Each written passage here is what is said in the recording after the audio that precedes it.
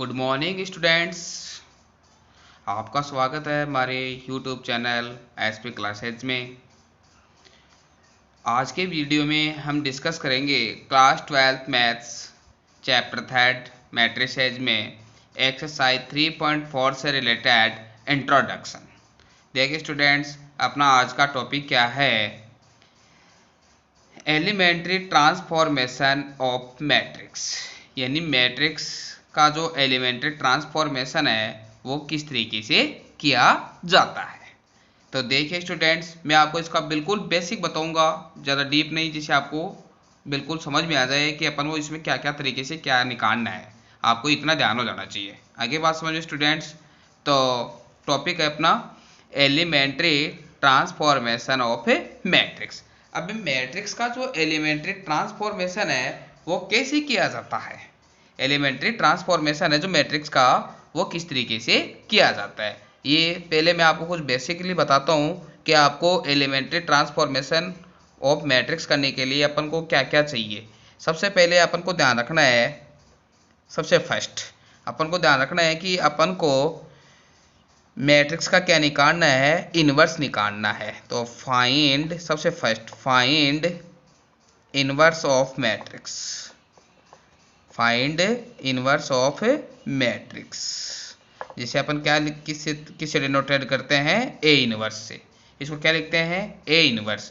यानी आपको मैट्रिक्स दी हुई आएगी और उसमें आपको लिखा हुआ आएगा यूजिंग एलिमेंट्री ट्रांसफॉर्मेशन या using elementary operation find inverse. तो आपको ये बात बता दी है कि जो एलिमेंट्री ट्रांसफॉर्मेशन ऑफ मैट्रिक्स है उसमें अपन क्या फाइंड करेंगे, फाइंड इनवर्स ऑफ मैट्रिक्स, यानी अपन क्या निकालेंगे, उसमें इनवर्स ऑफ मैट्रिक्स निकालेंगे। आगे बात समझ में, जिसे अपन किसे डिनोटेट करते हैं, ए इनवर्स से डिनोटेट करते हैं। किसे डिनोटेट करते हैं, ए इनवर्स से डिनोटेट करते हैं। आगे बात समझ में।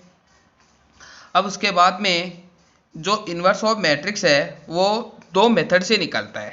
कितने मेथड से निकलता है स्टूडेंट? टू मेथड से। तो फर्स्ट है अपने पास दो मेथड, ये इसके टू मेथड है एलिमेंट्री ट्रांसफॉर्मेशन फाइंड करने के लिए। Two method. अब देखिए टू मेथड, फर्स्ट एक मेथड है रो मेथड और एक है अपने पास कॉलम मेथड। क्या अपने पास एक कॉलम मेथड। अब जो रो मेथड है उसके लिए तो अपन कौन से फॉर्मूले का यूज करेंगे, A इक्वल्स टू आई ए। अब यहाँ पे समझना स्टूडेंट्स, ये A क्या है, अपन को गिवन मैट्रिक्स है। ये A तो क्या अपने पास गिवन मैट्रिक्स है, और ये I क्या अपने पास आइडेंटिटी मैट्रिक्स है। और ये जो A है इसका अपन क्या निकालेंगे, इनवर्स। क्या निकालेंगे, इसका इनवर्स निकालेंगे। आगे बात समझ में। ये तो अपन को गिवन मैट्रिक्स है, ये वाला ये तो अपन को गिवन मैट्रिक्स है, और I क्या आइडेंटिटी मैट्रिक्स है जिसकी वैल्यू 1 होती है। और ये जो A है इसका अपन क्या फाइंड करेंगे स्टूडेंट, इनवर्स फाइंड करेंगे। क्या फाइंड करेंगे, इनवर्स फाइंड करेंगे। आगे बात समझ में। अब देखिए इसका इनवर्स कैसे बनता है, मैं आपको पहले, अपन ज़्यादा डीपली तो क्वेश्चन लेकर समझेंगे, तब आपको समझ में आएगा कि रो मेथड से इनवर्स कैसे निकलता है। आगे बात समझ में। तो देखना, जैसे ये A इक्वल टू आई ए है, अब आई आइडेंटिटी मैट्रिक्स है। अभी इस ए को मैं इस ए के पास लेके, तो कैंसिल मत कर देना स्टूडेंट्स, कहीं आप ए से ए कैंसिल कर दो, फिर इनवर्स कैसे बनेगा अपने पास, इनवर्स नहीं बना पाएंगे ना अपन। तो ए इक्वल टू आई ए है। अब इसे ए को मैं अगर इधर लेके जाता हूँ तो ये ए है, ये किस में कन्वर्ट हो जाएगा स्टूडेंट्स, इनवर्स में। तो मैं इसको क्या लिख सकता हूँ, A inverse dot A equal to I. यानी अगर अपन ए इनवर्स को जो दी हुई मैट्रिक्स है अगर उसे मल्टीप्लाई कराएंगे तो अपने पास क्या रिसीव होगा स्टूडेंट्स, आइडेंटिटी मैट्रिक्स प्राप्त होगी अपन को। तो ये मैं आपको बता दिया है। अब कॉलम मैट्रिक्स है, उसके लिए अपन कौन से फॉर्मूले का यूज करेंगे students, A equals to A I, A equals to A I. अब ये जो है ए है, ये तो अपन मैंने बता ही दिया है गिवन मैट्रिक्स है। आई क्या है अपने आप में, आइडेंटिटी मैट्रिक्स है। और इस ए को अगर मैं इधर लेके जाता हूं तो ये जो ए है ये किस में कन्वर्ट हो जाएगा स्टूडेंट्स, इनवर्स में। यानी ये तो अपने को गिवन मैट्रिक्स है, ये आइडेंटिटी मैट्रिक्स है, और अपन इस ए को किस में कन्वर्ट करेंगे स्टूडेंट्स, ए इनवर्स में कन्वर्ट करेंगे। यानी अपन इस ए का क्या बनाएंगे स्टूडेंट्स, इनवर्स बनाएंगे। आगे बात समझ में। अब स्टूडेंट इसमें ऑपरेशन लगते हैं, क्या लगते हैं इसमें, ऑपरेशन। अगर मान लो अपन को कह दिया कि using elementary transformation of find inverse. तो अगर अपन को क्या कहा नहीं जाता है, मैं दो मेथड बता दिए। अगर अपन को किसी ने बोल देता है कि रो मेथड से आपको ए इनवर्स फाइंड करना है तो अपन को रो मेथड का यूज करना है। अगर अपन को कह देता है कॉलम मेथड से, अगर अपन को कॉलम मेथड से फाइंड करना है इनवर्स तो अपन कॉलम मेथड के फॉर्मूले का यूज कर लेंगे। गई बात समझ में स्टूडेंट्स? तो अगर अपन को कुछ भी नहीं बोलता है, अगर क्वेश्चन में से कह देगा using elementary operation find inverse, तो अगर अपन रो मेथड का भी यूज कर सकते हैं और कॉलम मेथड का भी यूज कर सकते हैं, यानी जो इजी वे में होता है उसी का अपन करेंगे। अब वो तो आपको क्वेश्चन करेंगे तब अपने आप पता लग जाएगी कौन सा मेथड इजी है और कौन सा मेथड हार्ड है। आगे बात समझ में? अब जैसे ये है ए है, इस ए को मैं अगर इधर लेके जाता हूं तो A multiply inverse equal to ये भी क्या होता है मेरे पास आई होता है, यानी जो गिवन मैट्रिक्स है अगर उसको मैं इनवर्स से मल्टीप्लाई करूंगा तो वो किसके इक्वल हो जाती है स्टूडेंट्स? आइडेंटिटी मैट्रिक्स के इक्वल है। ऐसा ही इसमें देख लो, ये इनवर्स है, इसको अगर मैं गिवन मैट्रिक्स से मल्टीप्लाई करूंगा इनवर्स को तो ये मेरे पास किस में कन्वर्ट हो जाएगा? आइडेंटिटी मैट्रिक्स में कन्वर्ट हो जाएगा। आगे बात समझे? और ऑपरेशन कैसे लगता है स्टूडेंट्स? अगर अपन रो मेथड का यूज करेंगे, किसका यूज करेंगे स्टूडेंट्स? रो मेथड का। रो मेथड का यूज करेंगे तो उसका कैसे लिखेंगे अपन? आर आई टेंस टू, ऐसे आर आई टेंस टू लिखेंगे। और अगर अपन कॉलम मेथड का यूज करते हैं, अगर जैसे आई का मतलब क्या है यहाँ पे? I equal to 1 2 3। जैसे मैं जैसे समझिए आप, जैसे आई है, अगर मैं फर्स्ट रो में ऑपरेशन लगा रहा हूँ रो मेथड का तो मैं R1 लिखूंगा वहां पे। अगर मैं सेकंड रो में ऑपरेशन लगा रहा हूं तो मैं वहां पे R2 लिखूंगा स्टूडेंट्स। ये अपने पास रो मेथड का यूज है, ऑपरेशन लगाने का तरीका है। और ऐसा ही अब कॉलम मेथड है, अगर मैं उसमें ऑपरेशन लगाऊंगा रो मेथड ऑपरेशन। अब ऐसे ही अगर कॉलम मेथड ऑपरेशन है तो देखिए कॉलम मेथड ऑपरेशन, तो देखिए स्टूडेंट उसमें सी आई का यूज करेंगे। कॉलम को अपन किसे डिनोट करते हैं? सी से। तो आई क्या है यहाँ पे? 1 2 3। आगे बात समझ में? अब मैं आपको एक मैट्रिक्स लेके समझा देता हूँ कि रो कौन सी होती है और कॉलम कौन सी होती है। जैसे ये मेरे पास मैट्रिक्स है स्टूडेंट्स 1 2 3 4, ये मैट्रिक्स है मेरे पास। क्या ये मैट्रिक्स है? अब ये तो होती है इसमें रो और ये है इसमें कॉलम। अगर अपन कॉलम ऑपरेशन लगाएंगे तो उसको ऐसे तरीके से लेंगे यूज में, और अपन मैट्रिक्स रो में ऑपरेशन लगाते हैं तो उसको ऐसे यूज में ले लेंगे। आगे बात समझ में? या तो ये अगर कॉलम लगाते हैं तो इस तरीके से, और जैसे अगर अपन रो ऑपरेशन लगाएंगे तो उसमें से तो ये सब्ट्रैक्शन करा देंगे या ऐड कर देंगे, मल्टीप्लाई करा देंगे।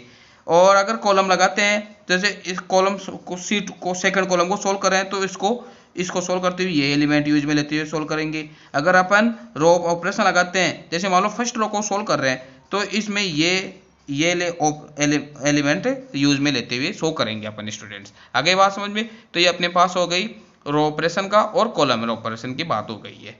तो स्टूडेंट्स आपको ज़्यादा चीज़ तो समझ में कब आएगी? जब अपन इसके क्वेश्चन करेंगे तब आपको ज़्यादा से ज़्यादा समझ में आएगी। तो ये मैंने आपको बेसिकली बता दिया है। अब इसके बाद में जानेंगे अपन इन्वर्टिबल मैट्रिक्स के बारे में। इन्वर्टिबल मैट्रिसेज ये अपने पास क्या होती है, अपन इसकी डेफिनेशन जानते हैं और इसका फॉर्मूला भी जानेंगे। आगे बात समझ में? तो देखिए स्टूडेंट्स, इन्वर्टिबल मैट्रिसेज क्या होता है अपने पास? इन्वर्टिबल मैट्रिसेज क्या होता है? इसको बोलते हैं अपन हिंदी में व्युत्क्रमणीय आव्यूह। क्या बोलते हैं इसे? व्युत्क्रमणीय आव्यूह बोलेंगे स्टूडेंट्स, जिसका अपन क्या निकालते हैं? इनवर्स निकालते हैं। तो ये डेफिनेशन है। तो इन्वर्टिबल मैट्रिसेज की डेफिनेशन क्या होती है? देखिए मैं लिखता हूं, इफ टू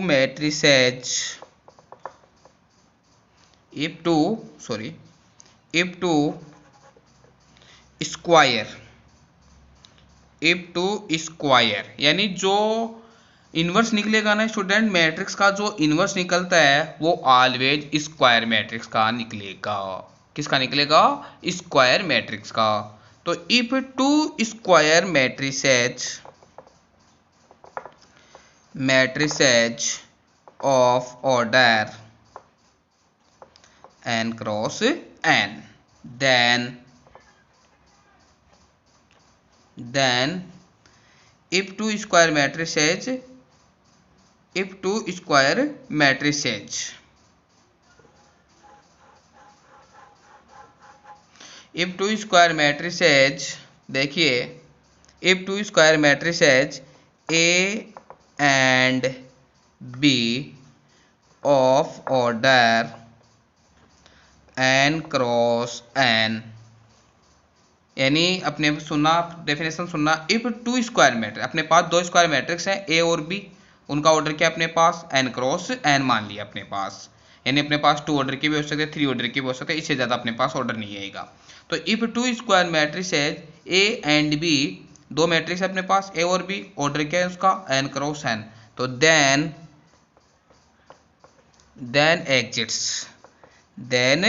एग्जिट्स, वो एग्जिट्स कब होगी स्टूडेंट्स, एग्जिट्स कब होगी, जब अपन इन दोनों मैट्रिक्सेज को मल्टीप्लाई कराएंगे और मल्टीप्लाई कराने पर वो किसके इक्वल आ जाए स्टूडेंट्स, अपने पास आई के इक्वल, यानी आइडेंटिटी मैट्रिक्स के इक्वल आ जाना चाहिए।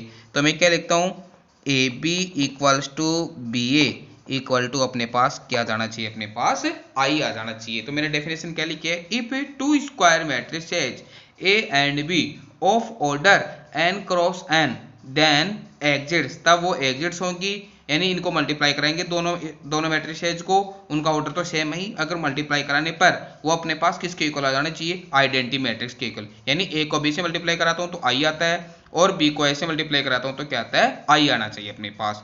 अब देखिए कैसे लिखेंगे, जैसे अपने पास A B equal to I आ रहा है, A B equal to I आ रहा है, तो मैं इसको क्या लिखूंगा मैं इस ए को, जैसे ए बी इक्वल टू आई आ रहा है, तो मैं अगर इस ए को इधर लेके जाता हूँ, क्या लिखा जाता हूँ, A B equal to I आ रहा है, तो देखना इधर ध्यान से समझना, A B equal to B A equal to I आ रहा है, मेरे पास क्या आ रहा है, A B equal to B A equal to I, यानी मैंने डेफिनेशन बताई, if two square matrices A and B of order n cross n then exists, यानी ए को बी से मल्टीप्लाई कराता हूँ या बी को ए से मल्टीप्लाई कराता हूँ, तो वो किसके इक्वल आ जाना चाहिए, अपने पास आइडेंटिटी मैट्रिक्स के इक्वल आ जाना चाहिए। इसको अपन क्या लिख सकते हैं, ऐसा ए बी, तो इसको क्या लिखेंगे, ए इक्वल्स टू बी इनवर्स, क्या लिखेंगे, ए इक्वल टू बी इनवर्स, यानी जो ए है वो किसका इनवर्स है, बी का इनवर्स है। और अगर मैं इसको मल्टीप्लाई कराता हूँ तो क्या आता है, b equal to A inverse, यानी जो b है वो किसका इनवर्स है स्टूडेंट्स, a का इनवर्स है स्टूडेंट्स। इसको अपन इस तरीके से लिख देंगे। तो स्टूडेंट्स मैंने आपको ये इंट्रोडक्शन समझाया है, और नेक्स्ट वीडियो में अपन ऑपरेशन लगा कर क्या फाइंड करेंगे, इनवर्स फाइंड करेंगे, यानी रो मेथड से कॉलम मेथड से ऑपरेशन लगाएंगे और उसका अपन क्या निकालेंगे स्टूडेंट्स, इनवर्स निकालेंगे। तो स्टूडेंट्स ये थोड़ा हार्डली पड़ेगा, तो आप इस बेसिक को थोड़ा सा समझिए कि इनवर्स निकालने के लिए अपन क्या क्या फाइंड करते हैं। तो ये डेफिनेशन क्या होती है इन्वर्टिबल की, यानी ए को बी से, तो इनको लिख कैसे सकते हैं अपन, यानी A B equal to I है, A B equal to I है। तो देखिए students A B equal to I है, देखना मैं फिर से समझा देता हूँ। जैसे मेरे पास A B equal to I आ रहा है, A B equal to I आ रहा है, A B equal to I आ रहा है। अब मैं इस ए को इधर लेके जाता हूँ, इस ए को मैं इधर लेके जाता हूँ, तो बी इक्वल टू मेरे पास क्या बन जाएगा स्टूडेंट्स, ए इनवर्स बन जाएगा। यानी ए को मैं इधर लेके जाऊँगा तो बी मैट्रिक्स है, तो इसको क्या कहूँगा, ये जो बी है ये किसका इनवर्स है, ए का इनवर्स है। अगर मेरे पास B A equal to I है, B A equal to I है, तो अब मैं इस बी को मैं इधर लेके जा रहा हूँ, तो मेरे पास ए इक्वल टू क्या बनेगा स्टूडेंट्स, बी इनवर्स बनेगा। तो अपन इसको क्या लिख सकते हैं कि ये क्या है अपने पास, ये जो ए है ये किसका इनवर्स है, बी का इनवर्स है स्टूडेंट्स। आपको इस चीज़ का ध्यान रखना है। आगे बात समझ में। अब आगे देखिए रिमार्क देखना, रिमार्क देखिए, यानी आपको मैंने बता दिया है कि जो इन्वर्स होता है वो स्क्वायर मैट्रिक्स का निकलता है। अब जो इन्वर्स होता है वो अपने आप में क्या होता है स्टूडेंट, यूनिक होता है, यानी उसकी वैल्यू अलग ही आती है अपने आप में, क्या आती है, अलग ही आती है, यानी सेम वैल्यू नहीं आएगी, उसकी वैल्यू अलग अलग आएगी अपने पास। तो इन्वर्स इज यूनिक, अलग होता है, ये अद्वितीय अलग ही वैल्यू होती है अपने पास, इन्वर्स इज यूनिक, ये फर्स्ट रिमार्क है। सेकंड है, अगर मेरे पास ए बी का होल इन्वर्स है तो उसको अपन कैसे निकाल सकते हैं, B inverse dot A inverse लिख सकते हैं स्टूडेंट्स। आगे बात समझ में स्टूडेंट्स। तो स्टूडेंट्स आज के वीडियो में हमने एक्सरसाइज 3.4 एलिमेंट्री ट्रांसफॉर्मेशन से रिलेटेड इंट्रोडक्शन जान लिया है। आप इस इंट्रोडक्शन को देखिए और समझिए। नेक्स्ट वीडियो में हम एक्सरसाइज 3.4 से रिलेटेड क्वेश्चन जानेंगे। आप इस वीडियो को ज़्यादा देखो और समझो। Thank you very much.